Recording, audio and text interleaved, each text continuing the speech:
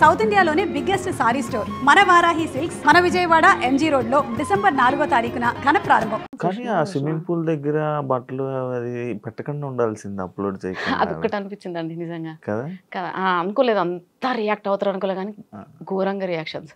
పెట్టకుండా ఉండాల్సింది. But okay, అంటే మీ వ్యూస్, మీ ఆడియన్స్ అంతా చూసే ఫ్యామిలీ ఆడియన్స్ కదా. కానీ నాకు ఇప్పటికి ఒక డౌట్ శివ, నేను ఇన్నిసార్లు బయటికి వెళ్తాను, లైక్ మొత్తం అంటే పబ్లిక్ మధ్యలో తిరుగుతాను కదా. నేను టెంపుల్ కూడా వెళ్ళాను ఒక రోజు. ఆ రోజు మోస్ట్లీ నాకు 500+ ఫొటోస్ ఇచ్చాను. మా ఫ్యామిలీతో వెళ్ళాను చాలా రోజుల తర్వాత ఒక టెంపుల్కి. నేను వెళ్ళి దర్శనం కూడా చేసుకోలేదు శివ. ఎంట్రీ నుంచి ఎంట్రీ కానీ ఆగిపోయినా జనాలు. సరే అని చెప్పి నేనేమనుకున్నా తెలుసా, నాకు ఇంత నెగిటివిటీ ఉంది కదా, అసలు ఏంటో నేను భయపడ్డా. వచ్చిన ప్రతి ఒక్కరు ఫ్యామిలీస్ దిగారు. నేను అవార్డ్ ఫంక్షన్కి వెళ్ళినా సరే ఫ్యామిలీస్ చూస్తారు కదా, ఫ్యామిలీసే దిగారు.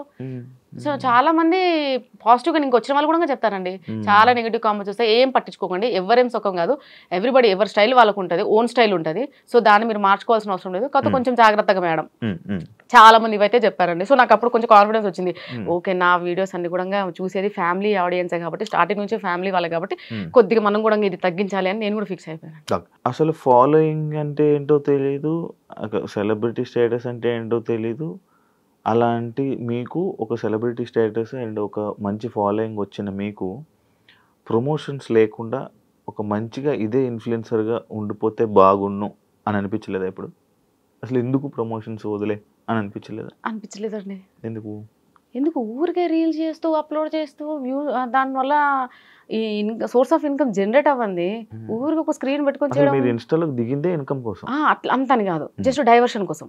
నేను ఎప్పుడైతే కొంచెం డిప్రెషన్ లో ఉన్నాను ఒక ఇన్సిడెంట్ వల్ల, సో ఆ ఇన్సిడెంట్ నుంచి బయటికి రావడానికి చిన్నగా, కాకపోతే నాకు ఒకటి ఉంటాయి కదండి, ఎవరి ఫ్యాంటసీలు బాగుంటాయి. సో దానివల్ల దాని తర్వాత మెల్లగా ఏదైతే చిన్నగా శారీ ప్రోడక్ట్ ప్రమోషన్స్ అలా రావడం వల్ల కొంచెం క్రేజీ పెరిగింది నాలో.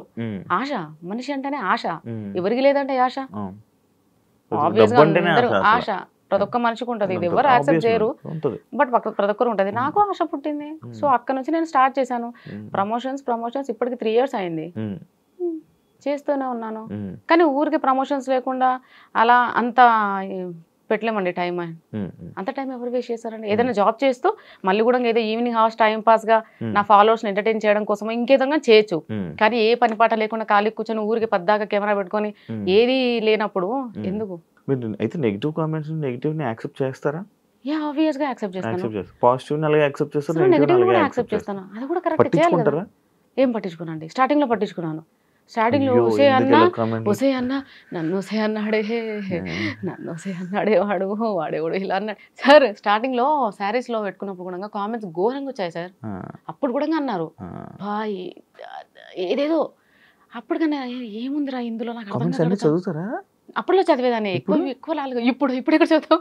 వేలే కామెంట్స్ వస్తే ఎక్కడ చదువుతావు?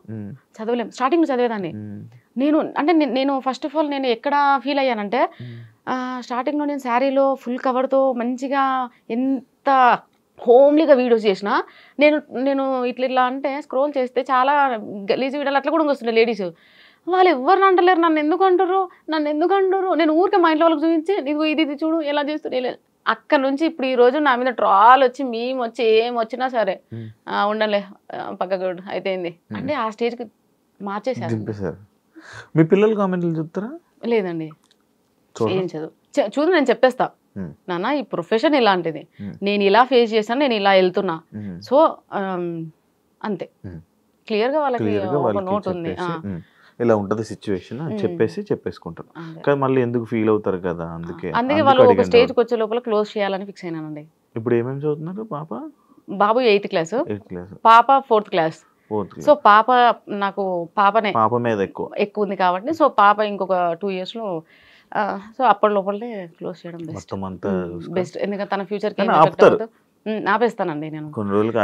అంటే అప్పుడు ఏంటి, నార్మల్ వీడియోస్ చేసుకుంటారు మంచిగా ఫ్యామిలీ, యూట్యూబ్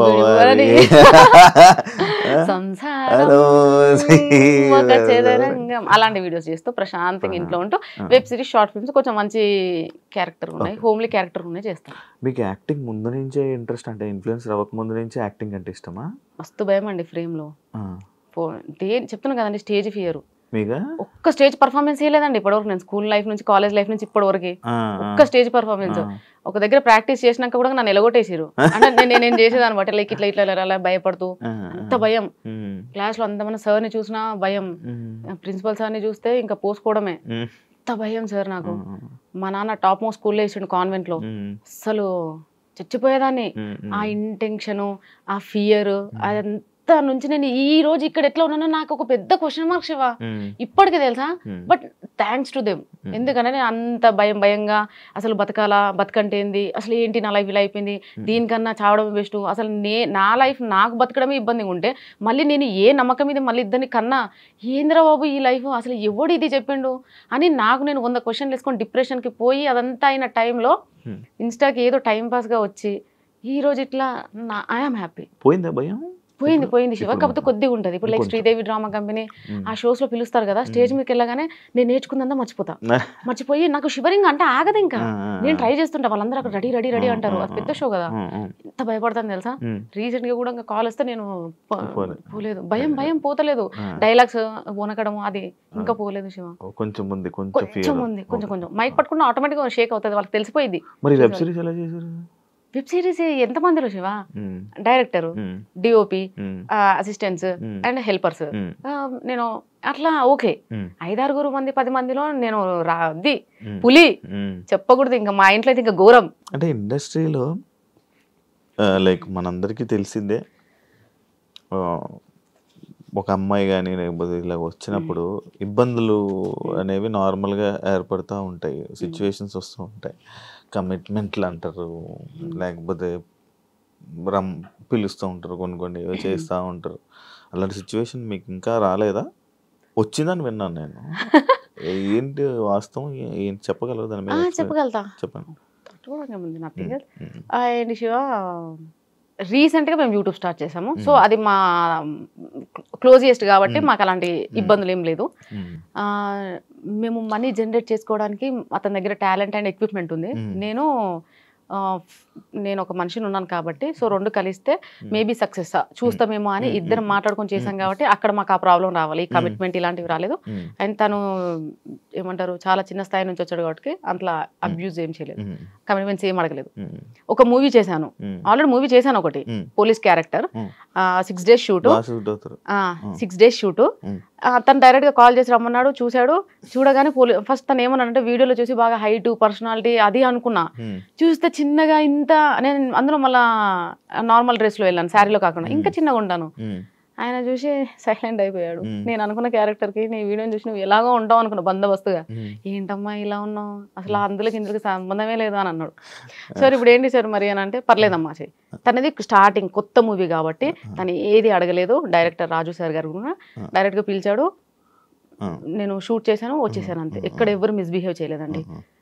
కాకపోతే రీసెంట్గా ఎవరో ఒకతను కలిశాడు, అంటే లైక్ కాంటాక్ట్లో మొబైల్లోనే. తను అడిగాడు ఏమని డైరెక్ట్గా అన్నాడు, లైక్ ఏమని కంపల్సరీగా కొన్ని ఉంటాయమ్మా అది ఓకేనా అన్నాడు. ఏంటి సార్ కొన్ని ఉంటాయి నాకు డైరెక్ట్గా చెప్పు. నాకు ఎలగలేదు సార్, నేను చెప్తాను కదా నా వీడియోస్ చూసి మీరు ఏదో అనుకుంటారు కానీ నాకు వెళ్ళగదు. చెప్పండి సార్, స్పీకర్ పెట్టా. మళ్ళీ ఏది ఉన్నా మా హస్బెండ్ మా ఇంట్లో అందరూ అన్ని స్పీకర్ పెట్టా మాట్లాడతాను.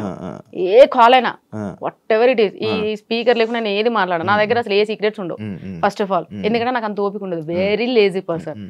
సో నేను స్పీకర్ పెట్టి మాట్లాడుతున్నా యాజ్ యూజువల్. చెప్పాడు, so I'm sorry sir not interest, నాకు ఇప్పుడు ఏం తక్కువ పడలేదు, డైలీ నేను బిజీ, నా ఫ్యామిలీ కోసం నాకు ఒక రోజు ఇవ్వడానికి నాకు టైం లేదు, నా కోసం నేను ఒక 2 days టైం కావాలంటే నాకు దొరకట్లేదు, నేను అంత బిజీగా ఉన్నా. నాకేం అవసరము నా మనసుని చంపుకొని నేను ఎవరి కోసము దేనికోసము నాకొద్దు. నా దగ్గర ఇప్పుడు మంచి సోర్స్ ఉంది, నేను చేసుకున్న రోజులు ప్రమోషన్స్ చేసుకుంటా. నా టార్గెట్ ఏంటి సార్, ఇల్లు వచ్చిందా ప్రశాంతంగా ఉంటాం, ఆయన జాబ్ చేస్తాడు తెచ్చి పెడతాడు అంతే. ఊర్లో కొనుక్కున్నారు ల్యాండ్? లేదండి ఇక్కడే హైదరాబాద్.